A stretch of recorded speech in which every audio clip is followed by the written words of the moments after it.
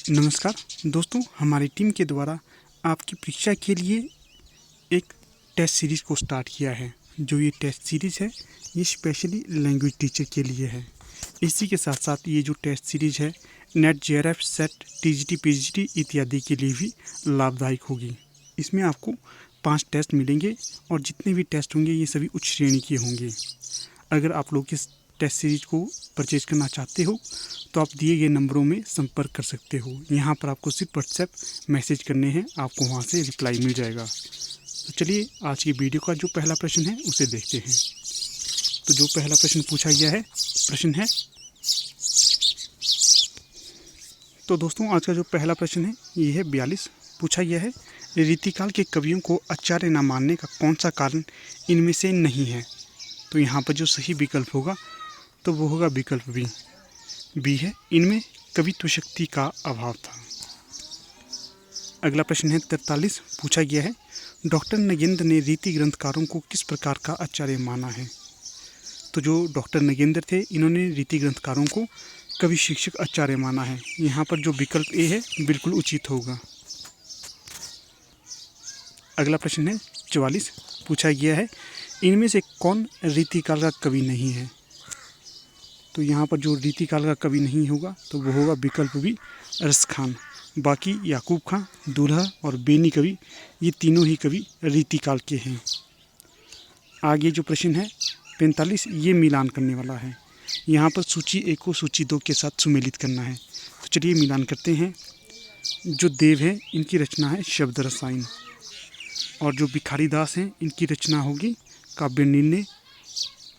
इसके पश्चात जो चिंतामणि है इनकी रचना होगी कविकुल कल्पतरु। आगे है जो पद्माकर इनकी रचना होगी पद्माभरण। इस प्रकार जो यहाँ पर विकल्प ए या कूट ए होगा बिल्कुल सही होगा। अगला क्वेश्चन है 46। पूछा गया है इत आवती चली जात उत चली 6 सातक हाथ। जो ये प्रसिद्ध उक्ति है किस कवि की है। तो ये उक्ति होगी बिहारी दास की। सही विकल्प होगा सी। अगला क्वेश्चन है 47। तो पूछा गया है इनमें से कौन सी विशेषता सामान्यतः रीतिकालीन काव्य की नहीं है। तो यहाँ पर जो रीतिकालीन काव्य की विशेषता नहीं होगी तो वो होगी विकल्प सी राष्ट्रीय भावना। जो रीतिकालीन कवि थे इनमें राष्ट्रीय भावना का अभाव पाया जाता है। बाकी जो रीतिकालीन विशेषताएं हैं उन्हें देखते हैं। रीति निरूपण ये भी रीतिकालीन काव्य की विशेषता है। चमत्कार प्रदर्शन ये भी है। श्रृंगार रस की प्रमुखता ये भी। ये तीनों विशेषताएं रीतिकालीन काव्य की होंगी। अगला क्वेश्चन है 48। पूछा गया है बनन में बागन में बरगियो बसंत है। ये प्रसिद्ध उक्ति किस रीतिकालीन कवि की है। तो ये है सेनापति की। यहाँ पर सी सही, माफ करना बी सही विकल्प रहेगा। अगला क्वेश्चन है 49। पूछा गया है रनित भृंग घंटावली झरित दान मधु नीर। जो ये उक्ति है किस ऋतु का वर्णन बिहारी के द्वारा किया गया है। जो ये पंक्तियां हैं इनमें बिहारी दास के द्वारा बसंत ऋतु का वर्णन किया गया है। यहाँ पर जो डी होगा बिल्कुल उचित होगा। अगला प्रश्न है 50। पूछा गया है भाषा के लक्षक एवं व्यंजक बल की सीमा कहाँ तक है, इसकी पूरी परख इन्हीं को थी। जो आचार्य रामचंद्र शुक्ल है इन्होंने ये प्रस्तुत कथन किसके लिए लिया है। तो जो ये कथन लिया था ये लिया था आचार्य रामचंद्र शुक्ल के द्वारा घनानंद जी के लिए। तो ये पंक्ति इंपॉर्टेंट है, इसे कहीं नोट करिएगा। अगला क्वेश्चन है 51। पूछा गया है प्रेम मार्ग का ऐसा धीर पथिक एवं जमादानी का दावा रखने वाला ब्रजभाषा का दूसरा कवि नहीं हुआ है। जो ये प्रसिद्ध उक्ति है किसकी है। तो जो ये उक्ति होगी ये होगी आचार्य रामचंद्र शुक्ल की और ये उक्ति कही है आचार्य रामचंद्र शुक्ल ने घनानंद जी के लिए। तो ये कथन भी इम्पॉर्टेंट है, इसे भी कहीं नोट करिएगा। अगला क्वेश्चन है अति सुदो स्नेह को मार्ग है जहाँ नेकु सियानपन बांक नहीं। जो ये प्रसिद्ध उक्ति है किस कवि की है। तो ये उक्ति होगी विकल्प डी घनानंद जी की। तो ये उक्ति भी है इम्पॉर्टेंट, इसे भी कहीं पर नोट करिएगा। अगला क्वेश्चन है 53। पूछा गया है यह प्रेम को पंथ कराल महातलवारी की धार पर धावनो है। तो ये उक्ति भी है इम्पॉर्टेंट। पूछा गया है कि ये उक्ति के रचयिता कौन हैं। तो जो ये उक्ति होगी ये होगी बोधा की। ये भी इम्पॉर्टेंट पंक्ति है, कहीं पर नोट करिएगा। अगला जो क्वेश्चन है ये है 54, पूछा गया है नैनन में जो सदा रहते तिनकी अब कान कहानी सुनिया करें।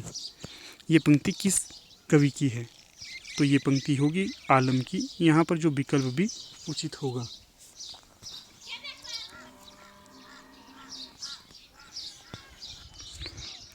अगला क्वेश्चन है 55, पूछा गया है इनमें से कौन सा ग्रंथ केशव का नहीं है? तो यहाँ पर जो केशव दास का ग्रंथ नहीं होगा तो वो होगा विकल्प सी भाषा भूषण। जो भाषा भूषण है ये केशव दास का ग्रंथ नहीं है। बाकी विज्ञान गीता, जहांगीर जसचंद्रिका, रतन बावनी, ये तीनों ग्रंथ ही केशव दास के हैं। अगला क्वेश्चन है 56, पूछा गया है किस कवि की संवाद योजना को सर्वश्रेष्ठ माना जाता है? तो जो केशव दास थे इनकी जो काव्य में संवाद योजना थी ये सर्वश्रेष्ठ मानी जाती है। सही विकल्प यहाँ पर ए रहेगा। दोस्तों, आपको वीडियो अगर थोड़ा सा भी अच्छा लगता है तो वीडियो को लाइक, शेयर और चैनल को सब्सक्राइब जरूर कीजिएगा। अगला क्वेश्चन 57 है, पूछा गया है रसराज और ललित राम ग्रंथों के रचयिता का नाम बताइए। तो जो रसराज और ललित राम ग्रंथ थे इनके रचयिता का नाम है मतीराम। यहाँ पर जो विकल्प ए बिल्कुल उचित होगा। अगला क्वेश्चन है 58, पूछा गया है सिंधु तरियो उनका बानर तुम पे धनु रेखा गई ना तरी। ये प्रसिद्ध उक्ति किस कवि की है? तो ये है केशवदास की। जो केशवदास थे इन्होंने ये उक्ति अपनी प्रसिद्ध रचना रामचंद्रिका में कही है। अगला क्वेश्चन देखते हैं। अगला क्वेश्चन है 59, पूछा गया है निम्न सूची को सुमेलित कीजिए। यहाँ पर सूची ए को सूची 2 के साथ सुमेलित करना है। तो चलिए मिलान करते हैं। पहली सूची में पंक्ति है ये ललित लाल केंदो लसत दिग्भामिनी के भालकों। तो जो ये कर्ण होगा ये होगा केशवदास का। अगला है राबरे रूप की रीति अनूप न्यू न्यू लागिए ज्यों ज्यों निहारिए। तो ये होगा घनानंद का कथन। आगे की पंक्ति है या अनुरागी चित्त की गति समूझे नहीं कोई। तो ये उक्ति होगी बिहारी दास की। आगे है नैन नचाए कहीं मुस्काए लल्ला फिरी आयो खिलन होरी। तो जो युक्ति है ये पद्माकर की होगी। इस प्रकार जो यहाँ पर सही कोड होगा तो वो होगा विकल्प बी। अगला प्रश्न देखते हैं। प्रश्न है ऊंचे घोर मंदिर के अंदर रहन वाली ऊंचे घोर मंदिर के अंदर रहाती है। तो ये उक्ति किस कवि की हो? तो जो ये उक्ति होगी ये होगी भूषण की। यहाँ पर सी सही विकल्प होगा।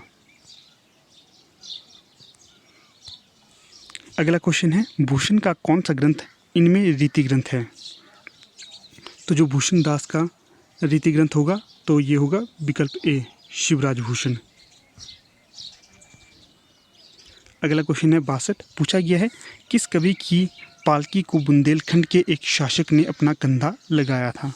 तो ये लगाया था भूषण की पालकी को। अगला क्वेश्चन है 63, पूछा गया है शिवराज भूषण में अलंकारों की संख्या कितनी है? तो जो शिवराज भूषण है सबसे पहले तो आपको याद रखना है ये एक अलंकार ग्रंथ है और इसमें जो अलंकारों की संख्या होगी तो ये होगी 105। अगला क्वेश्चन है 64, बतरस लालच लाल की मुरली धरी लुकाई सोह करे बोहन हंसे देन कहे नटी जाए। तो ये उक्ति है, इसमें कौन से रस का प्रयोग किया गया है? तो इसमें किया गया है श्रृंगार रस का प्रयोग। कई बार ये प्रश्न भी पूछा जाता है कि ये जो उक्ति या पंक्ति है किसकी है? तो ये है बिहारी दास की उक्ति। इसे भी आप याद रखिएगा। अगला प्रश्न जो है ये है 65, पूछा गया है भाषा की समाज शक्ति और कल्पना की समाहार शक्ति का सर्वाधिक उपयोग इनमें से किस कवि ने किया है? तो ये किया है बिहारी दास के द्वारा। सही विकल्प सी होगा। आगे क्वेश्चन है दोस्तों 66, पूछा गया है इनमें से सर्वाधिक टीकाएँ किस पुस्तक पर उपलब्ध होती हैं? तो यहाँ पर जो विकल्प दिए गए हैं उसके अनुसार सर्वाधिक टीकाएँ उपलब्ध होती हैं बिहारी सतसई में। इसके पश्चात कई बार ये प्रश्न भी पूछा जाता है कि जो आपके समक्ष 2 ऑप्शन रखे जाते हैं, एक है बिहारी सतसई और दूसरा है रामचरितमानस। अगर इन दोनों में से पूछा जाए तो जो रामचरितमानस है उसकी सर्वाधिक टीकाएँ मिलती हैं। इसे भी आप याद रखिएगा। अगला क्वेश्चन है 67, पूछा गया है नहीं पराग नहीं मधुर मधु नहीं विकास यही काल। जो ये प्रस्तुत पंक्तियाँ हैं किसके द्वारा कही गई हैं? तो ये पंक्तियाँ कही गई है बिहारी के द्वारा। ये प्रश्न इम्पॉर्टेंट है, अक्सर परीक्षा में पूछा जाता है। अगला क्वेश्चन है 68, पूछा गया है जहांगीर जस चंद्रिका के रचयिता कवि का नाम बताइए।